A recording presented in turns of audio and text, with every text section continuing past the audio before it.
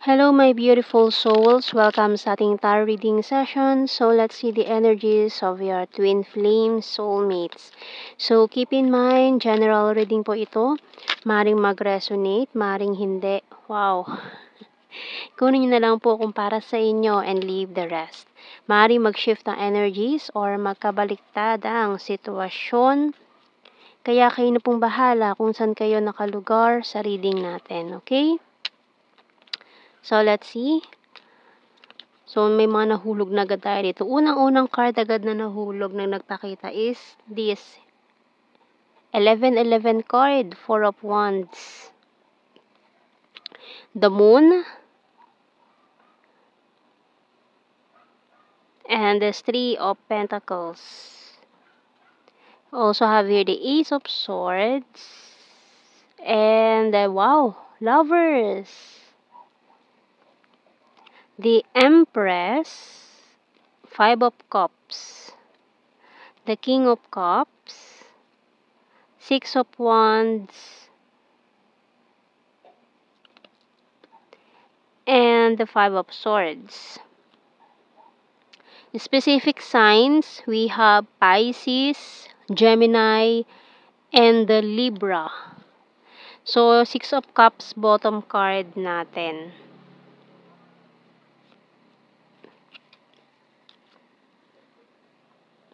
Okay, so, your twin flame, lalo na kung in separation na kayo na itong twin flame mo. This person is thinking of you, missing you. Ayan.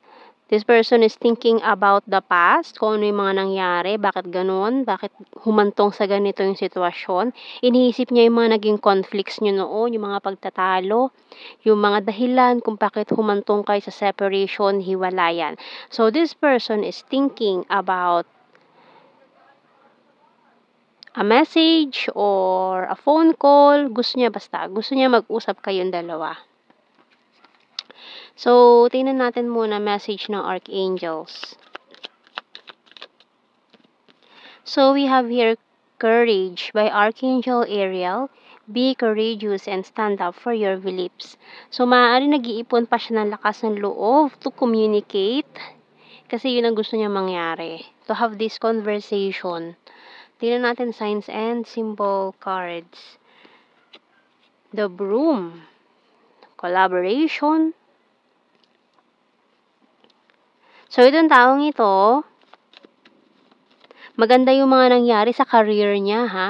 May mga promotions, mga tumaas ang sweldo, ranking, pa ba itong mga nandito? And the famous as well, or may mga nakilala sa industry na ginagawa nila or sa work na ginagawa nila, sa career, ganyan. So, may mga nakilala or dumami ang kanilang followers. We have here playing cards, tarot cards, coffin, and the magnet. Maaari may mga tarot readers din. Ayan. And this magnet, talaga naman. Feeling this magnetic full. Kahit na sobrang lalim na ng pinagbaunan nyo ng memories na to. We have traffic lights. It's about divine timing. Waiting for the right time to make this happen. Bottom card, open book. Kasi nga, syempre, it's a twin flame. Hindi mo yan basta-basta masasarado. Ayan. And tingnan natin, messages here from our tarot messages, oracle cards. I'm a liar. So, ito mga sinabi niya noon na pinagsisisihan niya ngayon. Dahil sa nagsinungaling siya, hindi niya sinabi lahat yung totoo. Yung reason why it hurts so badly. You're my happy pill. You're my inspiration. Pero sobrang sakit para sa kanya itong separation na to. Kasi hindi niya alam kung bakit ba yun na naging decision niya. May mga nag-focus na lang sa business. Ayan, mga business person. Sinubsob ang sarili sa trabaho just to forget everything. Pero lagi pa rin niya naiisip yung mga nangyari noon. Nag-let go siya, nag-walk away, kasi inisip niya na yun yung the best option, pero hindi pala. I love your humor. It's a disaster, yan. Tower moment na nangyari, na nagkaroon ng separation, gumuho lahat ng pundasyon na binuo. I watch you from afar, pero ayan, pinagmamasan ka pa rin niya sa malayo. Maaaring it's a long distance or kahit na malapit lang kayo sa isa't isa kasi hindi siya makalapit sa'yo. Kaya pinagmamasdan ka na lang niya and this person is still keeping tabs on you. So, hindi pa rin niya talaga totally tinalikuran lahat or kinalimutan lahat yung mga nangyari noon. Bottom card, I'm stubborn but practical. So, tingnan natin sa ating The Hidden Truth Oracle cards. We both know I'm not the one for you. So, inisip na lang niya na hindi kayo para sa isa't isa. We will be together again. I left you before you could leave me. My life is not as together as it seems. So kung naman yung mga nangyayari sa buhay niya ngayon, malayo sa katotohanan, parang may mga tinatago siya behind those happy moments na pinopost niya sa social media. Pero deep inside, this person's heart is crying out loud. I love you. I want to tell you how I feel. I feel you leaving me behind. I want you. And bottom card natin is, I hide behind material things. So, siguro yung taong pinili niya na nakapagbigay sa kanya ng financial security. Ayan. Or the karmic partner, kayang ibigay lahat material things. Kaya, ayun, ang pinili niya kasi parang sa tingin niya, yun yung taong kailangan niya. Mga material things na ibinibigay ng taong yon. Pero, kahit na ganun, still, nakukuha niya lahat ng bagay na gusto niya, pero ang laki pa rin ng kulang. Ang laki pa rin ng guang sa puso niya na hinahanap niya.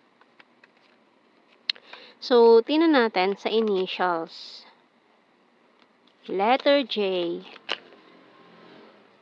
G, so siguro kahit na nakuha na niya lahat ng material things sa mundong ito, may mga kulang pa rin. O, C, Q, V, W, U, B. So, tingnan natin sa blue card, we have here manifestation, balance, and engagement. Okay, so parang may mga na-engage with a karmic partner or yung iba parang natali na sa karmic partner, nagpakasal sa karmic nila. Kaya ang hirap ng sitwasyon, bagay ganun. Parang may mga nawalan na ng pag-asa na magiging sila ng twin flame nila. Although it's a very long cycle. Kaya marami talagang twin flames ang hindi nagkakatuluyan, lalo na kung may natali sa kanilang karmic cycle. Pero hindi ibig sabihin nun ay hindi kayo meant to be. Kasi mahabang cycle yan eh. Maraming lifetimes ang pagdadaanan yung dalawa.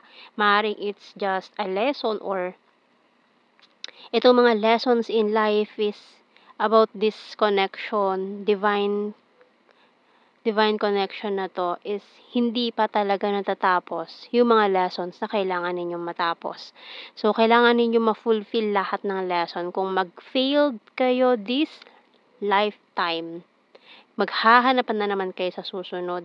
Kaya make sure dapat isinasa buhay nyo yung mga lessons in life na kapaloob at hindi na natin inuulit yung mga bagay na mali na ginawa natin noon.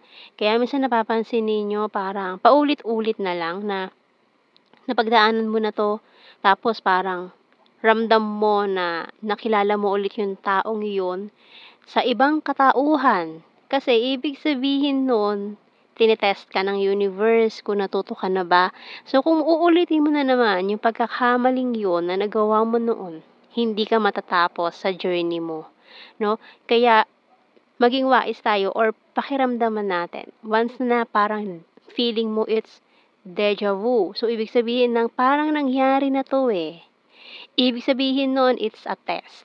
Yun ang test for you para malaman kung ready ka na ba or hindi pa. Okay? So, kaya maging aware tayo sa mga lessons in life na ibinibigay ng universe.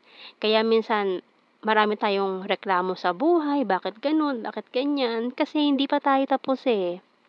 Be patient, huwag tayong mainip, no? Kasi lalo na, ayan, kung iisipin natin na maraming twin na hindi talaga nagkakatuluyan ng twin flames. Kasi ibig sabihin nun, hindi pa tapos. Maaaring it's just a beginning, simula pa lang yon. Kumbaga, graduation ay, di ba ang graduation pag natapos ka na parang tapos na, yay! So, hindi. Simula pa lang yon. So, kung ngayon nangyari ito, hindi kayo nagkatuluyan ng twin flame mo ngayon, or natali siya sa karmic or kung sino man sa inyo, ibig sabihin nagsisimula pa lang ang journey nyo, hindi pa yon tapos. May mga lifetimes pa kayong pagdadaanan, maraming lifetimes or baka maraming lifetimes na nangyari ito, pero bakit hindi kayo nagkakatuluyan ng twin flame mo? Dahil hindi nyo pa rin natatapos ang karmic lessons. So, yun. Kaya be patient. Pag naramdaman ninyo na nangyari na yon, mag-life review ka, alamin mo yung mga nangyari noon, isipin mo mabuti kung ano yung mga desisyon mo na kailangan mong baguhin, kailangan mong ayusin, para this time, hindi ka na magkakamali. Okay? So, tingnan natin sa general signs and messages. Very lucky. Shy at first, good heart, practical, gorgeous. Long distance, ayan, mga long distance relationship, 6, 5, Aquarius, present lover, eye contact, crazy for you, air sign, Gemini, Libra, Aquarius. Pero, your twin flame is thinking of you non-stop. Halos parang iniisip niya, I'm crazy na ba? Sisiraan na ba ako ng bait? Bakit hindi na siya nawawala sa isip ko? Aries sign, January, ex-lover, chaser. Alam mo yung gustong-gusto niya nang maghabol sa'yo pero hindi niya talaga magawa pa sa ngayon. Pero very very soon, ayan, overthinker. Nag-overthink na siya eh. Hindi niya na alam talaga. Parang iniisip niya na everything is falling apart. Wands, fire sign, Aries, Leo, Sagittarius. So, yan ang ating reading, my beautiful souls. Thank you for watching. Take care and God bless. See you in our next reading, guys. Bye-bye.